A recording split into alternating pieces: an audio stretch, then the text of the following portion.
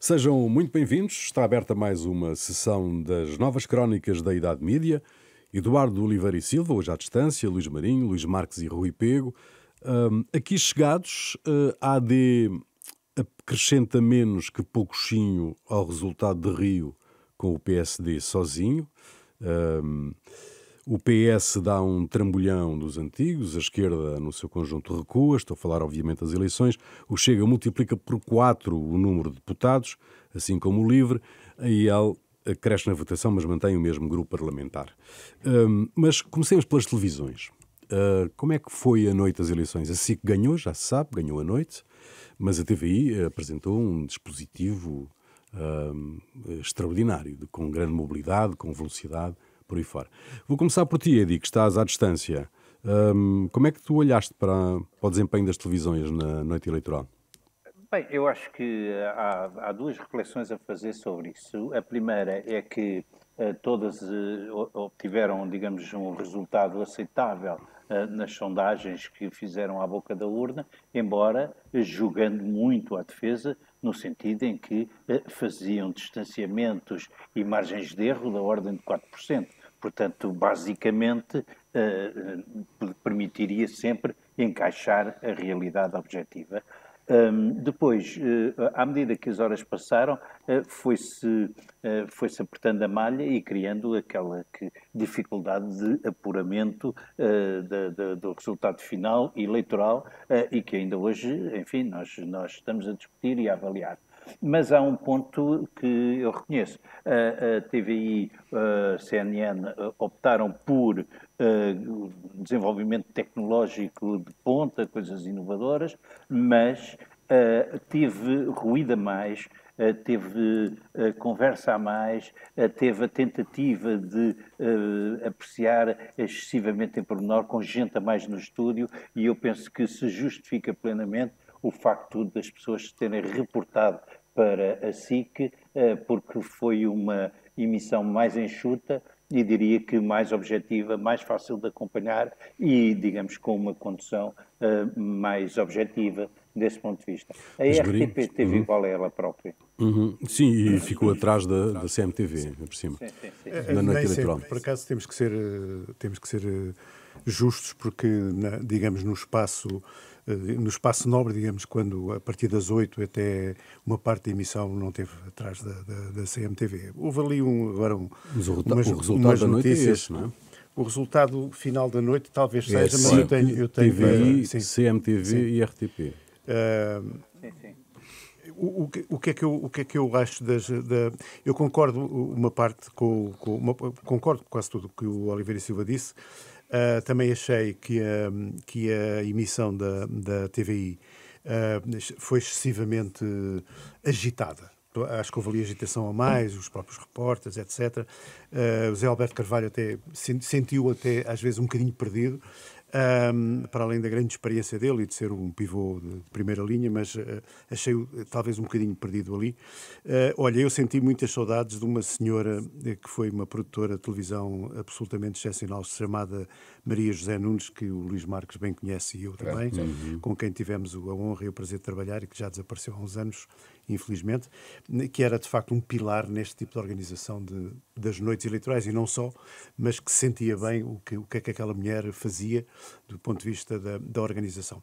Já agora só um pormenor, enfim, a televisão que eu acompanhei menos também foi a RTP, o estilo enfim, também não foi muito agitado, mas também não foi...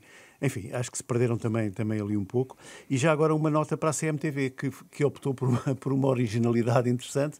Também era uma coisa que não acontecia, mas aconteceu nesse dia, é que andou entre as eleições e o Benfica. E o jogo do Benfica, portanto, alternando ali com regularidade e relatando os golos, etc. Portanto, deu ali alguma animação fora das... E agora vamos para o Estádio da Luz. Exatamente. E agora vamos para as eleições. Gol do Benfica e agora... Exatamente.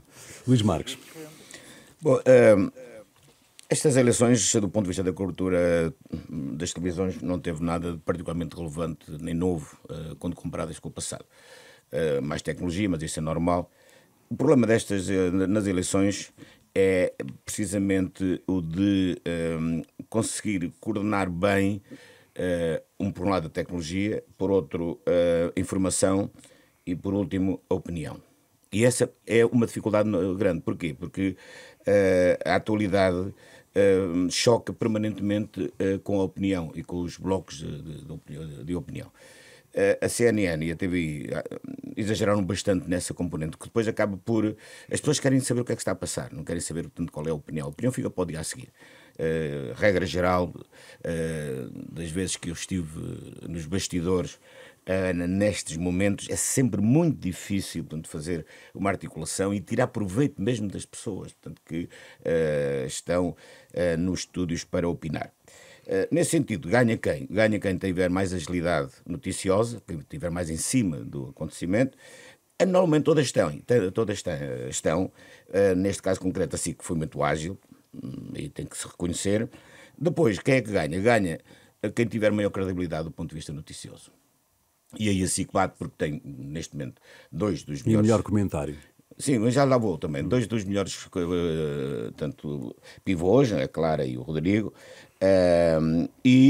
um comentário que seja mais enxuto, que não precise de grandes conversas, pessoas que vão diretamente à leitura do que é que se está a passar. E aí a SIC teve melhor, porque teve o Luís Marques Mendes e o Júdice, em particular estes dois, que têm um grande traquejo, têm uma grande experiência e vão diretamente ao assunto e não estão ali com grandes floreados.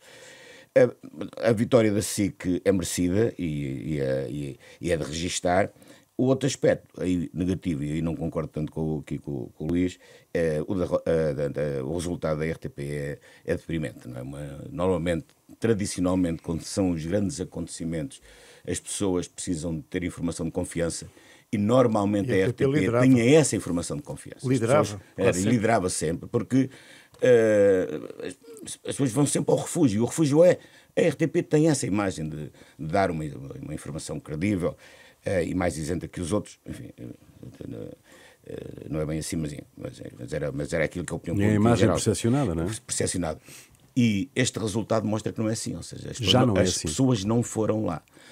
300 e tal mil pessoas, portanto, estiveram a ver a RTP, acho que não chegaram a chegar aos 400 mil, sempre ali tac a tac com a CMTV, é um resultado muito deprimente e muito humilhante para a RTP, e eu tenho pena que assim seja, porque já lá estive e não gosto tanto de ver a RTP, mas se calhar é o resultado do tipo de opções que se estão a pagar.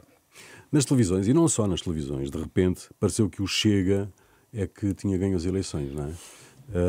Os média, de resto, andaram com o Chega ao colo, no fundo, e andam ainda, a pô-lo no centro do debate político, não é? Isto ajudou o Ventura, passando agora para a questão concreta do resultado eleitoral, ajudou, Eduardo. Sim, ajudou. Enfim, a verdade é essa. Tanto se fala do Chega que ele cresce só por isso. Embora há que ver que ele é uma realidade sociológica e política também. Mas os média fazem o favor de andar sempre a focar o pensamento do André Ventura, e isso acaba por ser, digamos, uma alavanca importante. E, por outro lado, há um ponto que eu acho que é importante dizer, é que há uma certa permanente hostilidade jornalística relativamente ao Chega. Eu vou citar aqui o caso já aconteceu depois das eleições, ou no rescaldo das eleições, das afirmações que o Anselmo Crespo fez relativamente ao Chega e aos deputados do Chega. E hoje levou a resposta por aquilo que eu vi. Não é? Portanto, quando se compara deputados a bonecos das Caldas, depois tem-se realmente contrapartidas. E eu penso que isso também acaba por desvalorizar certo tipo de comentários que a CNN tem feito e tem tido uma certa militância em vez de se distanciar e ter gente mais racional, como faz, por exemplo, a SIC e, em certa medida, também, claro, a RTP. Uhum. Os média alimentaram o Chega e naturalmente os média alimentaram o Chega. Eu acho que os média têm alimentado de certa forma o Chega, e muitas vezes fazendo eco de declarações de partidos, portanto não são coisas só criadas pelos próprios média. Mas eu tenho aqui à minha frente a edição de hoje da Sábado, que tem aqui uma página que é muito interessante, que revela aqui uma série de comentários feitos na véspera das eleições sobre o Chega, e a maior parte dos comentadores davam o Chega já com muito menos resultado. Eu recordo aqui, por exemplo, o José Manuel Fernandes a dizer: o Chega pode sofrer com o voto à última hora, é o único partido que está sempre a descer nas sondagens. O José Miguel Júdice, que diz: eu sei que o Chega está a perder votos, tudo isso é verdade, mas mesmo desesperado terá 13 ou 14. Portanto, aqui ele até dava um sinal um bocadinho contrário. Portanto, uma série de opiniões que, de facto, não foram verdadeiras. Isto é, o Chega teve 18%, tem um resultado absolutamente histórico para o partido, e o que acontece também e eu acho que nós temos que refletir sobre isto, é até que ponto a chamada bolha mediática aponta numa determinada direção e os resultados partidários deste tipo de partidos seguem noutra direção. E é preciso ver nesta análise qual é o papel aqui das redes sociais, nomeadamente os TikToks da vida, etc., etc., onde este partido, nomeadamente o Chega, tem apostado imenso. E que resultado é que tem a partir daí, não é? Luís Marques. Bom, esta conversa à volta da visibilidade do Chega cansa-me, e não penso que nos leve a algum lado. Porque, para mim, o facto mais relevante destas eleições de domingo foi que elas revelaram um país que nós não sabíamos que existia. Nós vivemos num país em que uma parte da realidade não é conhecida, é muito preocupante. E não é conhecida por quem? Desde logo pelos partidos políticos, que não falaram para essa parte do país que é desconhecida. É desconhecida para a comunicação social, porque não fala dela. Só agora é que nós descobrimos uma realidade no Alentejo que aparentemente ninguém sabia. Nós agora descobrimos que nas zonas suburbanas há uma série de problemas porque o Chega subiu. Nós agora descobrimos que numa zona onde eu vivia de Leiria, sempre, que é na zona centro do país, na Marinha Grande, uma zona operária, com uma grande tradição de lutas operárias, muito ligado ao Partido Comunista, inclusive, o Chega foi o segundo partido mais votado, sem que nada o fizesse prever. Assim como em Beja, etc. Há essa realidade. E onde é que está essa realidade? Quem é que a mostra? Quem é que fala dela? O que é que se passa lá? O que é que essas pessoas pensam? Como é que vivem? Do que é que falam? Nós não sabemos nada disso. Isso é que é o grande... Portanto, a grande lição não é se o Chega é isto ou aquilo ou aquilo outro. O Chega é um partido oportunista. É um partido de sanguessuga que se aproveita de umas circunstâncias. E nós não conhecemos essas circunstâncias. E ninguém está a falar para essas pessoas. Isso é que é, para mim, a principal lição a tirar destas eleições. E se não houver ninguém a olhar para esta realidade, isto não vai melhorar, vai piorar. Eu gostava de recuperar aqui uma afirmação do António Barreto no Público, no sábado, que no texto dele, ele diz em dado momento que a democracia joga-se na televisão. E isto remete para a televisão uma importância absolutamente capital naquilo que é o exercício da democracia. Mas, se calhar, a televisão está-nos a dar também ela própria uma imagem distorcida da realidade, não é? Porque nós acompanhamos estas eleições sempre pelo olhar e pela opinião dos comentadores. Provavelmente uma parte significativa do eleitorado urbano informou-se nas televisões pelos comentadores, não pela realidade. A realidade é-lhes escondida. Mas, Luís, uma boa parte desses comentadores era basicamente hostil ao Chega. Tu não tinhas praticamente ninguém, tirando mesmo. Um ou outro caso. Por isso mesmo. Exato. Ou seja, se eles são hostis ao Chega, são hostis ou querem desconhecer ou querem ignorar a realidade que o Chega representa. Sim. Que é uma realidade... Portanto, que está para além do Chega. O Chega, como disse, é um partido oportunista no sentido em que se aproveita desse descontentamento, do abandono das pessoas, das conflitualidades que existem na sociedade portuguesa, e existem, objetivamente, e que não são reveladas. Sim, e o Chega está-se a aproveitar disso. Claro. Porque o Chega é um partido sem ideologia, sem princípios, sem programa. Então, o que é que o alimenta? É isto.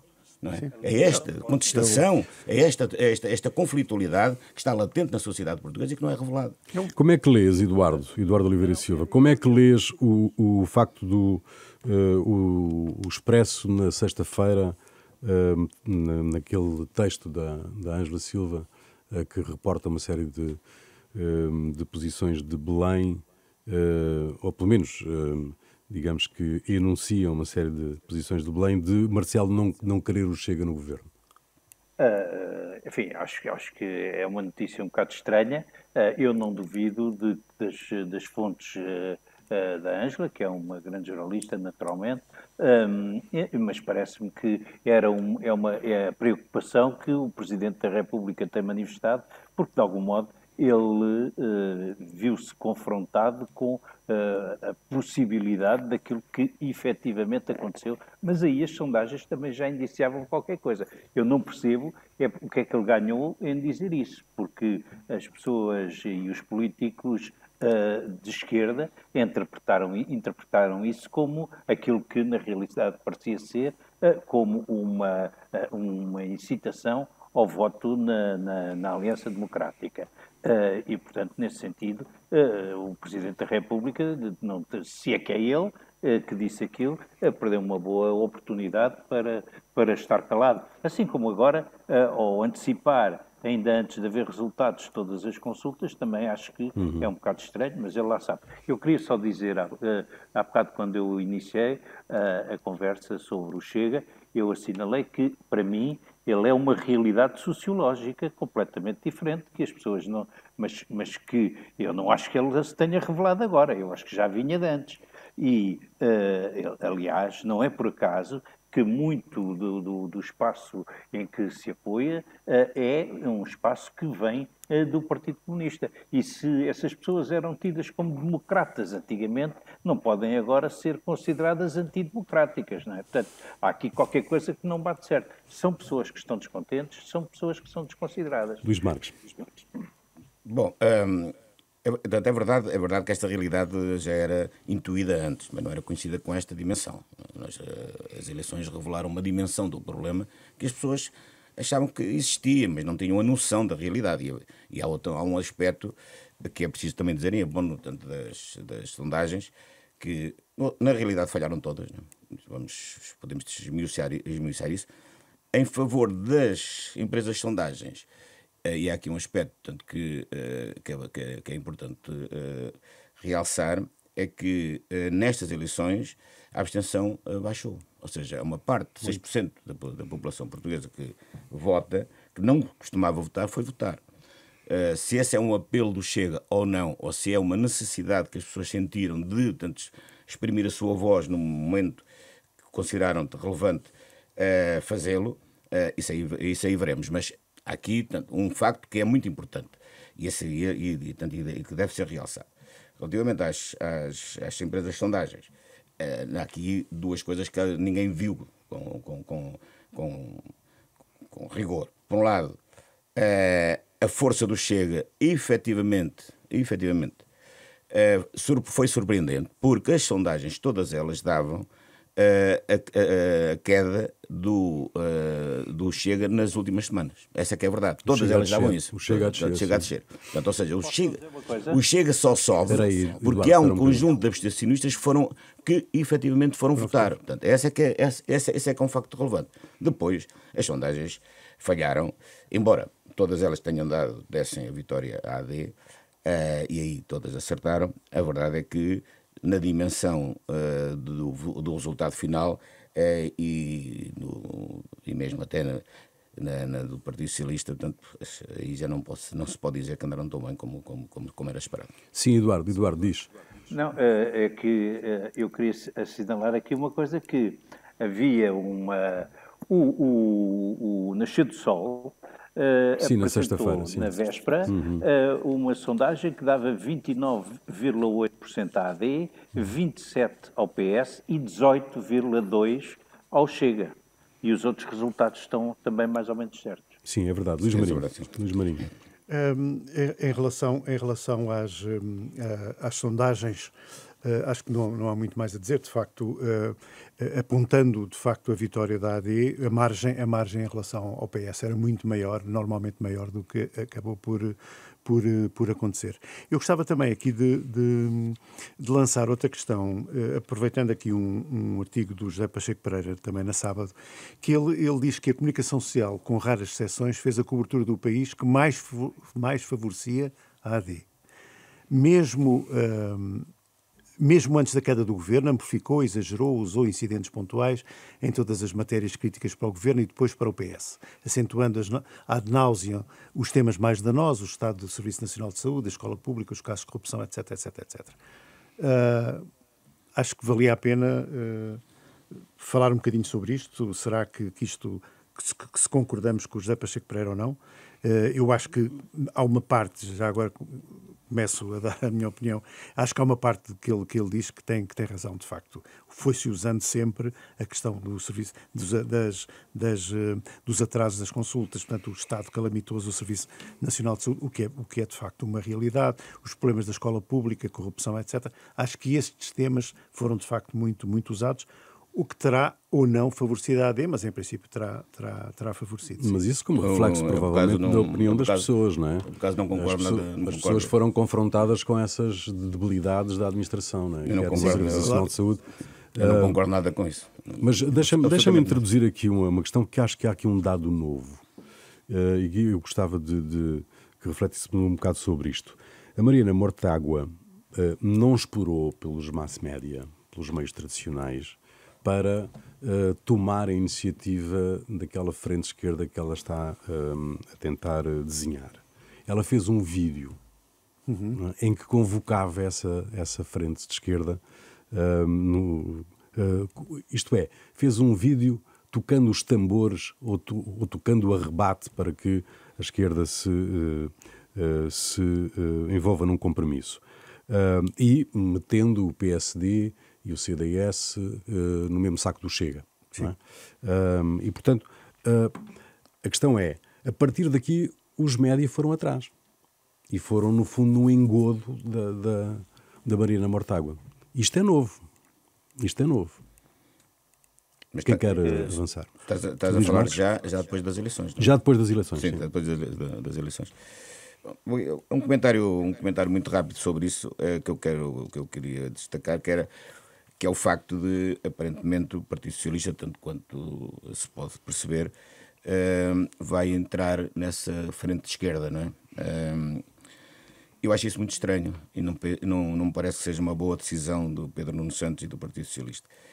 Pedro Nuno Santos, que teve uma reação bastante ponderada na noite eleitoral, tomou, aliás, uma excelente decisão, no meu entender, de reconhecer a vitória da AD, portanto, e não prolongar uma situação de indefinição que era mau para o país e era mau para todos. Deu uma canelada no António Costa, inclusive, né? com aquela afirmação isto era o fim do taticismo e tal. Sim, portanto, enfim, reagiu àquilo que o António Costa tinha dito no dia anterior, umas horas antes, aliás, e teve muito bem. Esta decisão de entrar neste frentismo de esquerda não penso ser um bom caminho para o Partido Socialista. Não me parece ser um bom caminho para o próprio Pedro Nuno Santos e, sobretudo, não me parece ser uma boa decisão de ir atrás de uma iniciativa que é tomada pelo Bloco de Esquerda. Coisa que, aliás, é estranho, porque na noite eleitoral era uma coisa um bocado ridícula. Nós víamos o Partido Comunista a festejar o pior resultado sempre. Víamos o Bloco de Esquerda a festejar um resultado que é igual ao há 3 anos, ou seja, não recuperaram absolutamente nada em relação às últimas eleições, tiveram mais meia dúzia de votos, entre aspas, e estavam a festejar como se tivessem ganho as eleições. Tudo isso é muito estranho e não augura nada de bom para a esquerda. Agora, não sei se para o país veremos. Luís Marinho? Eu queria... gostava também de ir à questão do Pacheco Pereira mais à frente. Sim, comenta, porque vou introduzir aqui outra questão que acho que ainda não falámos e devíamos falar, que é a questão do Presidente da República. Sim. Que foi dado como o grande derrotado, pelos comentadores também, ou por alguns, como o grande derrotado da noite. Eu gostava de discutir essa questão também. Pacheco Pereira, então. Não, Pacheco, muito rápido. Luís Marques, sobre Pacheco Pereira. Aliás, estou à espera que o Pacheco Pereira vá às conferências, portanto, em Pombal. Acho muito organizar. Bem. Acho muito bem. Bom, e convidei por isso, tenho uma grande estima e consideração por ele, mas em relação a esta afirmação eu não concordo por uma razão muito simples. Primeiro, porque isto é uma realidade objetiva. Portanto, não é, os jornalistas têm que fazer o seu trabalho. Não é? Se os hospitais não funcionam, se as escolas não funcionam, se o país está como está, é natural, portanto, que seja retratado pela imprensa da maneira que está. Portanto, o que seria estranho é que fosse ao contrário, não é? Não, o que eu disse é que amplificou e exagerou. Isso também já me parece. Agora, o que me parece-me aliás outra coisa, portanto, que uma parte da agenda da comunicação social foi favorável ao Partido Socialista, porque foram 2 temas que dominaram uma parte da campanha eleitoral. Foi a questão da governabilidade, que obviamente que era má para a AD, e a questão do Chega, que também era má para a AD. Eu diria que mais que 50% das conversas, portanto, da campanha eleitoral foram sobre estes 2 temas. Aliás, praticamente o país não foi discutido. Alguém discutiu o país? Não discutiu o país. Discutiu-se a governabilidade e o Chega. O Chega e a governabilidade. E foi isto. Não há uma ideia. Eu não acredito que haja um português que se lembre de um tema que tenha sido discutido na campanha eleitoral. De uma proposta Sim, forte. Uma proposta substantiva, consistente. Eduardo, proponho que a entrada agora para aquela pista que o Luís Amorim deixou há bocado. Sim, deixa-me só... O Marcelo foi o derrotado das eleições? Não me parece a mim pessoalmente, mas eu gostava era de dizer uma coisa sobre a Mortágua, porque aproveito, não me chamaste à conversa para isso, e eu faço questão nós sabemos que tens um backend para ela. É uma espécie de versão Rosa do Luxemburgo ou Leon Blum. Ela está na fase de Leon Blum. Não, mais Rosa do Luxemburgo, apesar de tudo. Sim. Mas há uma coisa, agora falando a sério, há uma coisa que o Bloco de Esquerda está a fazer e está a tentar criar uma cisão que fratura ali pelo meio da AD. Criar 2 blocos, um de esquerda e um de direita, e ela está a artificializar isso propositadamente, e isso é grave para a estabilidade do país. E ela não faz isso inocentemente, porque conhece o líder do Partido Socialista e sabe que ele é tendencialmente e emocionalmente uma pessoa que é capaz de entrar, digamos, nesse tipo de diálogo. E eu devo dizer que, da experiência que eu tenho do Partido Socialista, o Partido Socialista não é isso, e o povo português eu acho que é que é muito perigoso e é nefasto e não corresponde, digamos, à nossa sociologia aquilo que a Mariana está a tentar fazer, porque está a tentar acicatar um confronto. Já percebemos o teu ponto, Eduardo. Já percebemos o teu ponto. É só para avançarmos, temos outras coisas. Só queria dar um segundo. A entrada do Pedro Nuno Santos neste frentismo de esquerda, no meu entender, pode fraturar o Partido Socialista. Não acredito que seja uma decisão consensual. Exatamente. Eu também não. É isso que eu ia dizer a seguir. Acho que tens toda a razão. Marcelo. É assim, Luís Marinho. Como todos ouvimos, durante a noite eleitoral, uma boa parte dos comentadores achou que Marcelo era o grande derrotado da noite. Alguns disseram mesmo, o primeiro grande derrotado é Marcelo Rebelo de Sousa. E eu acho que era interessante trocarmos aqui algumas ideias sobre isto. O que é que aconteceu? Como todos nos lembramos muito bem, há uma demissão de um primeiro-ministro, não é? Que não foi, acho eu, provocada pelo Presidente da República, portanto houve aqui uma questão jurídica, uma questão de justiça, portanto que o Primeiro-Ministro entendeu que não tinha condições para continuar e demitiu-se, ou foi apresentar a sua demissão que o Presidente da República aceitou. E depois há uma segunda fase que é o Primeiro-Ministro propõe digamos um substituto que o Presidente da República não aceita. Portanto, acha que há um novo... É necessário que o povo se pronuncie. Ora, o que é que aconteceu? O povo pronunciou-se. E o que é verdade é que há uma alteração significativa da situação política anterior. Essa é a verdade. Pode não agradar, evidentemente, a muita gente. Naturalmente, até a uma parte substancial da população talvez não lhe agrade. Mas o que é certo é que, democraticamente, o povo português optou por uma mudança, neste aspecto, quase radical. Não é? Há uma grande maioria de direita Pode ser uma direita que não se entenda uma com a outra, ou um centro-direita com uma extrema-direita. Mas há uma grande maioria direita, portanto há uma inversão do ciclo político. Portanto, onde é que nesse aspecto se pode dizer que o Presidente da República é o grande derrotado? Para mim é essa a questão. Também não penso que seja o grande derrotado. É uma situação que também é difícil para ele. Ele não pode ser assacado como responsável por isso, porque o Primeiro-Ministro demitiu-se por iniciativa própria. Agora podemos discutir as motivações e as origens dessa decisão, mas foi ele que tomou a decisão. Ele podia não ser demitido, nada o obrigava a demitir-se. Portanto, o Presidente da República foi coerente com ele próprio. Ele já tinha dito que não aceitaria uma situação que não fosse a continuidade do Primeiro-Ministro António Costa.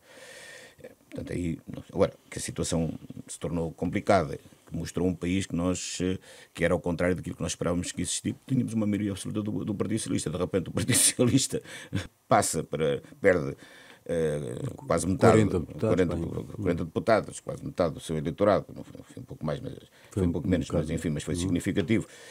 Passa de 42 para 27.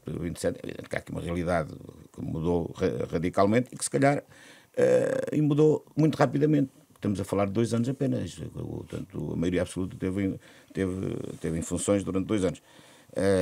Agora, sacar essa responsabilidade ao Presidente, também estou de acordo com o Luís, é excessivo. Muito bem. Nós teremos certamente a oportunidade, em próximas emissões, de voltar a estes temas, quer da noite eleitoral, quer do que vem aí a seguir. Mas hoje estamos a gravar quinta-feira.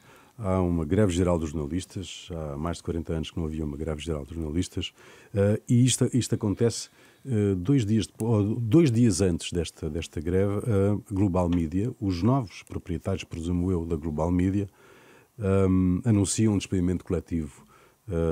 Portanto, os novos donos dizem que a situação é insustentável. Gostava que nos fixássemos agora um bocadinho sobre isto, porque há mais 2 coisas, porque há aqui sinais de ideias de sinal contrário, isto é, despedimento coletivo na Global Media, e a Média Livre avança para a compra de frequências de rádio e para juntar ao seu portfólio de jornais e televisão também a rádio, e portanto, digamos que há aqui lançar mais um canal, não é? E lançar mais um canal de notícias no Cabo. Quem quer começar? Não, isto é um bocadinho a situação atual do panorama da nossa comunicação social, e a verdade é que neste momento só existe, pelo menos aparentemente, só existe um grupo, e estou a falar talvez mais do que um grupo, mas um grupo agregador, isto é, com vários meios de comunicação, que parece estar com vida e parece estar economicamente bem, que é o caso neste caso agora chama-se Média Livre. Média Livre. Todos os outros grupos estão, de facto, com problemas, não é? Portanto, eu continuo a falar de grupos, não estou a falar de algumas empresas, nomeadamente a própria Renascença, etc., que, suponho, não têm graves problemas financeiros. E também não falo do Estado, porque os meios de comunicação do Estado sabem com o que é que contam logo desde o início do ano. Claro. Portanto, refazem as suas... Receita garantida. Têm uma receita garantida, claro. e podem, obviamente, gerir com alguma tranquilidade, portanto, os seus meios. Agora, nomeadamente, grupos como o grupo a SIC, etc., enfrentam problemas financeiros com alguma dimensão. E este grupo, portanto, que está basicamente falido, não é? A Global Média, portanto, o que é que acontece? Uma sucessão de patrões, uma sucessão de compras e descompras, e são, de facto, são os jornalistas... Sem resolver o problema central. Sem resolver o problema central. Portanto, ainda não se sabe o que é que vendem, o que é que não vendem, com o que é que ficam. O que é certo é que os meios estão a definhar, não é? Portanto, eu lembro, por exemplo, que uma notícia bombástica que sexta-feira foi dada é só recuar um bocadinho, que foi dada pelo Diário de Notícias, e que podia ter influenciado muitas eleições, que é o caso de dizer que não havia nenhum crime, não ia ser imputado nenhum crime aos arguidos, entre aspas, da Operação Influencer, não é? Com base em fontes, não sei bem de quê. O que é que aconteceu? Foi o DN que deu. porque é, infelizmente, um jornal que pouca gente lê. Porque se fosse um jornal de grande dimensão, se fosse, por exemplo, um Correio da Manhã ou um Expresso, tinha tido uma influência e um impacto grande. Como o Expresso foi acusado para influenciar com a manchete que teve. Exatamente. Com a manchete do... Exatamente. Deixa-me ir ao Edil, Sim, só. sim, claro. Eduardo, se faz favor. Não, relativamente à greve dos jornalistas, acho que ela é simbólica, terá certamente algum peso nos órgãos que mais diretamente estão ligados ao Estado e naqueles que estão, digamos, na crista da onda do problema. Agora, é uma greve simbólica que pretende chamar a atenção, mas imagino que tenha pouco efeito prático. E daí que a primeira vez que falámos disso eu a considerei relativamente inútil. Mas quanto à situação da média capital, eu acho que é muito estranho um grupo da Global Media, eu acho que é muito estranho um grupo comprar e uns dias depois aparecer com um despedimento coletivo. Eu confesso que já não consigo perceber aquilo que se passa. Relativamente às novas propostas, sim, vem de um grupo forte e vem de um grupo que tem vindo a crescer, que sabe encontrar o seu espaço e, portanto, vai ter que se contar com eles porque eles têm mostrado que nos diversos segmentos em que se metem sabem fazer as coisas. Pode-se gostar mais ou menos, mas são profissionais. Luís Marques. Bom, a greve geral dos jornalistas é uma greve simbólica, como disse o Edi, bem... Os temas são... Já fiz aqui essa crítica, estão muito centrados nas questões laborais, aumento de salários de entrada na profissão, progressões portanto, regulares, portanto, das carreiras profissionais, etc. Precariedade. Precariedade. Portanto, tudo muito à volta destas questões que não têm solução. Portanto, sabemos que os grupos de média não estão em situação de dar respostas muito satisfatórias aos jornalistas nestas áreas, e diria que há outros temas talvez até mais relevantes para garantir tanto que estas condições possam melhorar. Ao que sei, a greve está a ter alguma adesão. Isso é bom no sentido de que... TSF e Antena 1 não tem notícias, não? Hoje, durante o dia todo. Pois. E em alguns outros, portanto, no grupo Empresa também alguma expressão, tanto quanto sei. Isto mostra que há uma mobilização dos jornalistas, que os jornalistas estão conscientes dos problemas que têm, o que é normal, não são vítimas deles, começa logo por aí.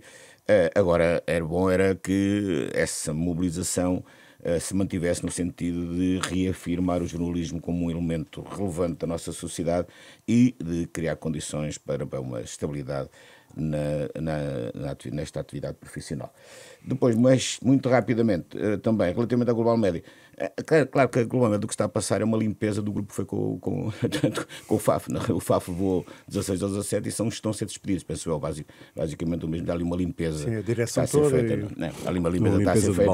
Uma limpeza de balneário, que não sei, enfim, não fica muito bem, mas enfim, é a lei da vida.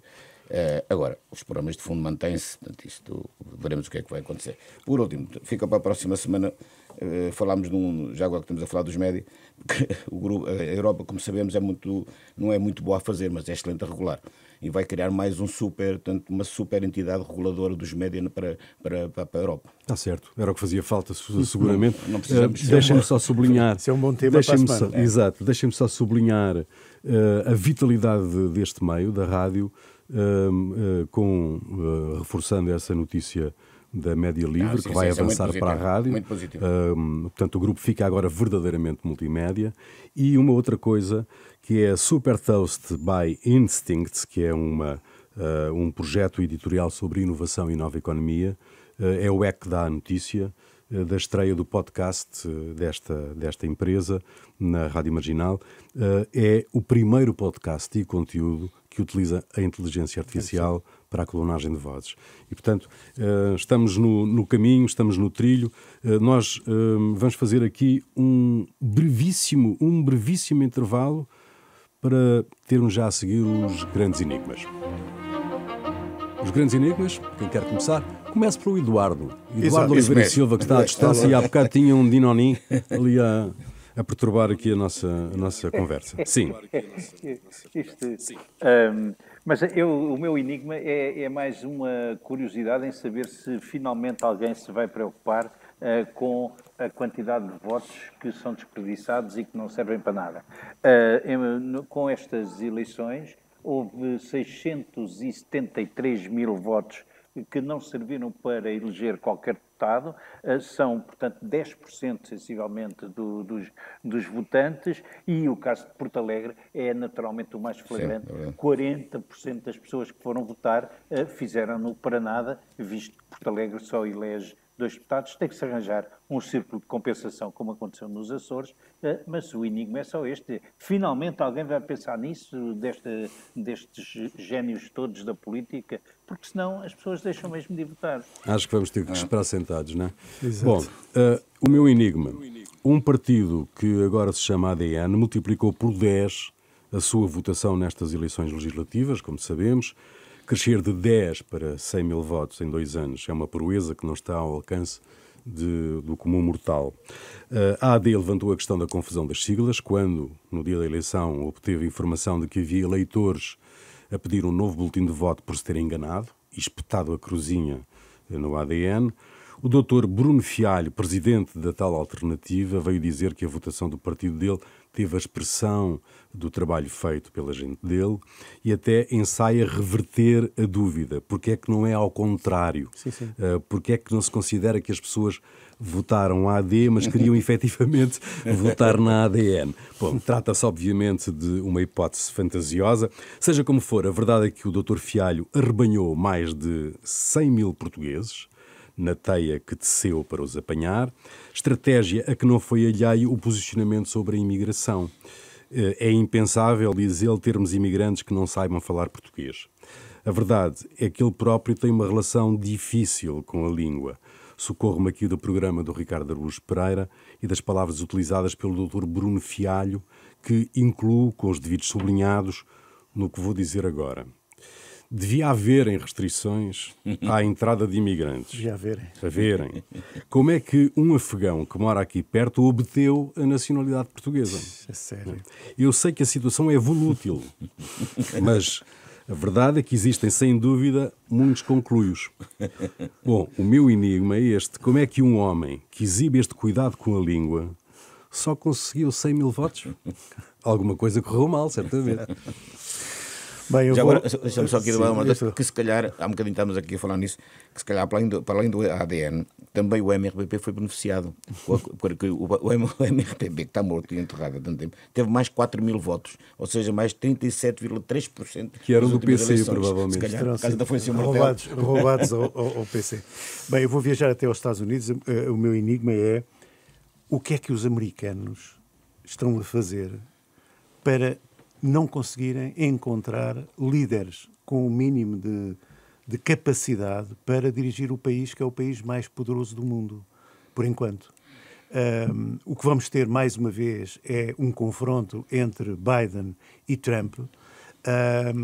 Pessoas, já não falo da idade, mas falo do caso de Trump, a capacidade que nós conhecemos e a perigosidade daquela candidatura, e por o outro lado Biden, que, enfim, se aponta que terá agora alguns problemas. No entanto, eu queria aqui realçar, só para terminar, uma frase que eu achei absolutamente fantástica de Biden no discurso do Estado da Nação. Excelente. Ele, referindo-se aos ataques que se fazem à idade dele, portanto, e dele estar um bocadinho, enfim, com algumas limitações, ele diz assim: a questão que a nossa nação enfrenta não é a nossa idade, mas a idade das nossas ideias. Isso. Eu acho isto absolutamente brilhante. Luís Marques.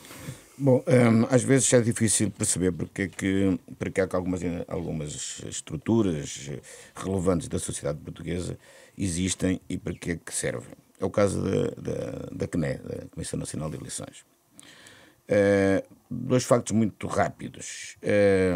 Há um conjunto de partidos fantasma que vêm nos boletins de voto. Sim. Que não servem para nada porque não têm existência real. Então pergunta-se, mas porquê é que estão nos boletins de voto? Por uma razão muito simples, segundo a explicação dada pela CNE. Os partidos, quando são incluídos, portanto, nas eleições, têm existência real, não é? Estão registados no Tribunal Constitucional. É o Tribunal Constitucional que tem que os validar que existem. Só que o Tribunal Constitucional, ao validar os que existem, obviamente exclui os que não existem. Só que os boletins de voto têm que ser feitos antes do parecer do Tribunal Constitucional. E a CNE tem que pôr todos os partidos que existem, mesmo que o Tribunal Constitucional considere que não existem. Se isto não é uma coisa do outro mundo, eu não sei o que é uma coisa do outro mundo. Não é? Exatamente. Isto é o Portugal no seu melhor. Exatamente. Termina aqui mais uma sessão de As Novas Crónicas da Idade Mídia, um programa de Eduardo Oliveira Silva, Luís Marinho, Luís Marques e Rui Pego. Produção de Marina Duarte, desenho sonoro de António Fialho, operações de emissão de Rui Glória, imagem de Ricardo Fortunato. Ao domingo, ao meio-dia, na Renascença, sempre à sexta-feira, ao fim da tarde, um novo episódio em rr.pt e em podcast nas plataformas habituais, ao alcance de um clique. Até para a semana.